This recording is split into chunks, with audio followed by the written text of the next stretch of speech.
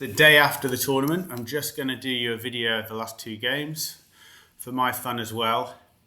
Now, round 6 is the one that is over very quickly, so I'm just going to show you a bit extra. So I find out on the evening before who I'm playing. I'm playing this guy, Harvey Zhu. So he's 12.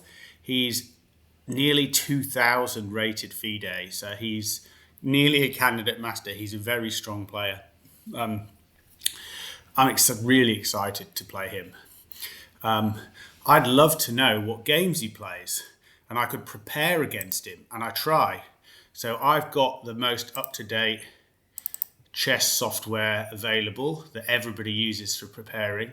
I open this year's mega database of all the world games in the FIDE tournaments, and I go to player preparation, and I type in his name, and here's all the Zhus. Here's Harvey. He's only got 2 games in that database, and they're from a while ago.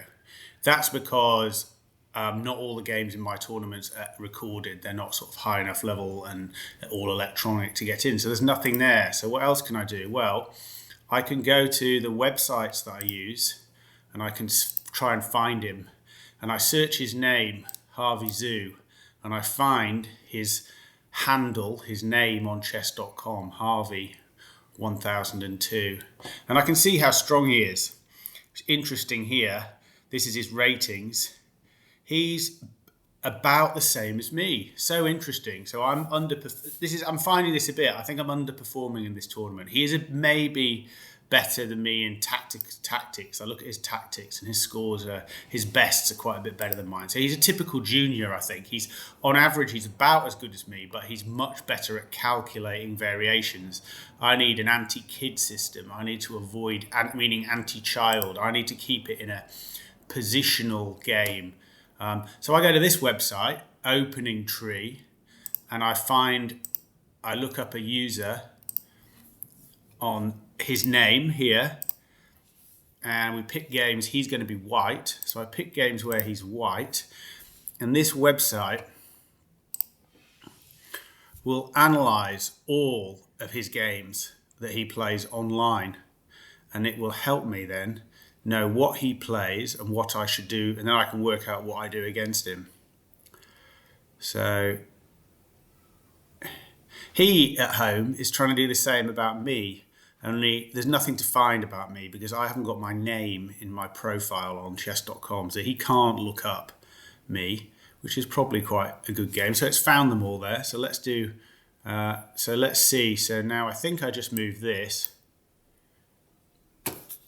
Oh, sorry. How do I go here? Here we go.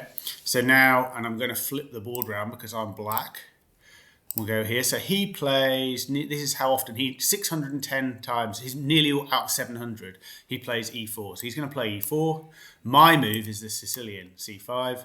What's he going to do? His most common is knight f3. This is my move. His most common would be to open up the Sicilian. I would take. He has to take. Now my normal move is this. Well, sorry, I would do this. He does this. That's sort of forced. Now my normal move is Nardorf Sicilian, this move, and he will follow up with either an English attack or more likely bishop to g5 Sicilian. Now this is the sharpest, meaning the most tactical, the most difficult to work out what's going on in your brain of all the chess openings I play. It is the worst line to end up with a kid against you, who that's his strong point. It's just going to be in a knife fight of who can calculate the hardest. And chess skills like fixing a weak point and targeting weak squares, they will not matter. You'll be able to throw pawns forward and throw them away just to get big attacks. It's the worst thing I want. So I know what he's going to play, and I go to my openings here. And if I go to in this bottom of this screen here, there's 100-ish files. These are my openings and how much work I've put into this. This is the opening for that very sharp Sicilian. And you can see on the right here, I've written like a small book chapter on how I would play and what my ideas are. And I've got this from videos and YouTube and my own work over the last 10 years.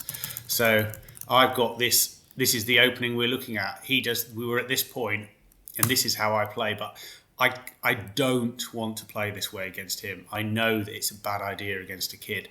So I come up with a new way.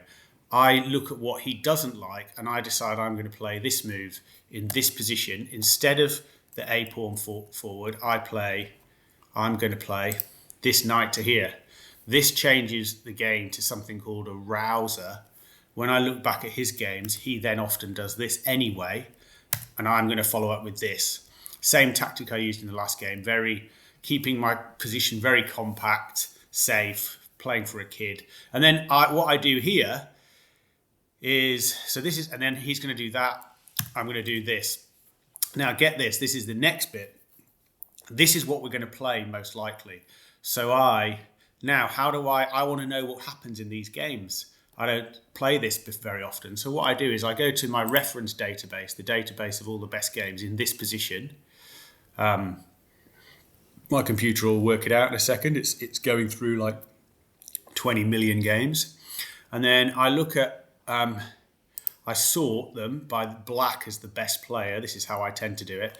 And I'm going to ignore the top games. These are the best players in the world. I'm going to go down the ranks a bit because the top players play a bit of crazy stuff and stuff that's so out there that I might not be able to understand it. But I'm going to go down to these sort of very super grandmaster level. And I'm going to pick, I'll start here.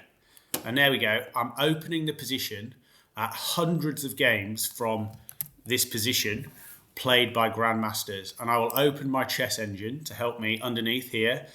I'll flick through the games and I'll use the engine. You can see here the score is telling me who's winning, and I will start flicking through these games and I will get a feel for all the general ideas in these positions.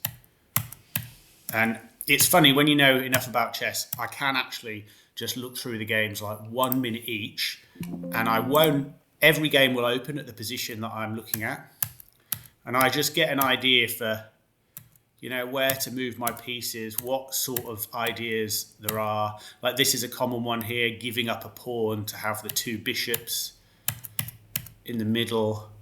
And I do this for maybe 50 games, just like this. And I'm ready then. I've got a great system to play this guy. And I'm quite excited about it, actually, because I think I'm going to play this more often, this opening, because I like it. Anyway, so we stop doing that. I'll close that. I'll close this one. So there we go. So I'm ready to play this game. Then we sit down at the board in the morning. And he's white and I'm black. And we start the game. We've got 90 minutes each. He thinks for about 2 minutes, maybe 3 minutes before he makes any move. And he's thinking about, we haven't really spoken. We've just said hello and good luck. He's thinking about what I'm going to do against him. He's thinking, this guy's probably looked me up. He's probably done that work that I actually have done. So should I play the opening that I really want to play, or should I do something different? And he's thinking hard. Then he decides to go with his normal-ish stuff. And we go down this route. And then he's still taking a minute a move. And here he thinks, yeah, I'm not doing my normal thing. I'm not. This guy's going to be ready for me. And he's right. I'm ready for him. So he does bishop to c4. So all that work I did for him is pointless. But is it? Because actually that process, he got scared of using his own line, the one that I wanted him to, that I thought he was going to play. So he's actually helped me. We've avoided the thing that I wanted to avoid. Okay, I just develop, and he pushes this pawn forward here. So this is bad. Okay, his opening is not good. He is, I'm going to take this pawn. He's attacking with the knight. It's a very superficial attack, 2 pieces on here, but he's moved that knight twice in the opening. This is not good for him, and I'm totally happy. I've got everything I wanted in the opening. I just do e6. That's the way to block that, and there is nothing for me to worry about here. I just need to castle, get my pieces out. I don't want a knight. I want to put this knight here so that he can't double my pawns. I can slowly push this bishop back. This bishop goes here. I castle. I've achieved everything I would have wanted in the opening. Anyway, he does this move. This is, again, a super superficial attack, way below what this I would expect from this guy. He's just putting more pressure on these pawns. Threatening again. I don't have a problem there. The pawn is defended by this bishop. Everything's fine. All I need to do is just do something like this. I'll put the engine on. Castle, castle. He puts more pressure. And now I can start to think about relieving some of this pressure, getting my other pieces out. Now, what do I actually do? Well, I think for 2 minutes in this position, I'm not in any rush, and I don't even know how I miss it, but I just do this. I put my knight there, thinking I'll exchange off that knight, and I just miss something that is so simple. It's not only very simple, but it is the only thing that he's doing. He's got pressure on these two pawns. The only thing I have to watch out for, and I completely ignore it, and he just plays knight takes f7. And with that, I resign. The game is over. So 18 minutes in, and we both took about 9 minutes each, I guess, for that. And I'll just show you what you can see here. He's +5 up, but let's see what happens. If I take him, his queen comes in, I go here, he puts this pawn forward, and you can see this king, there's no need to even think about lines here. There is absolutely no way this isn't a checkmate. He's got this bishop pointing all the way down here, this bishop and this queen can attack down here. These pawns are coming. I'm trapped from the back rank. I am 100% dead. So it's completely appropriate to resign here. And with that, I have 4.5 hours left to wait for my next game. I'm the first out of the whole tournament, and all the people around me are looking at me thinking, what the hell went on there? So I just apologize to him and leave. But on the plus side, I was quite well. I went home, had a walk with Chrissy and the kids, and I was quite well rested for the next game.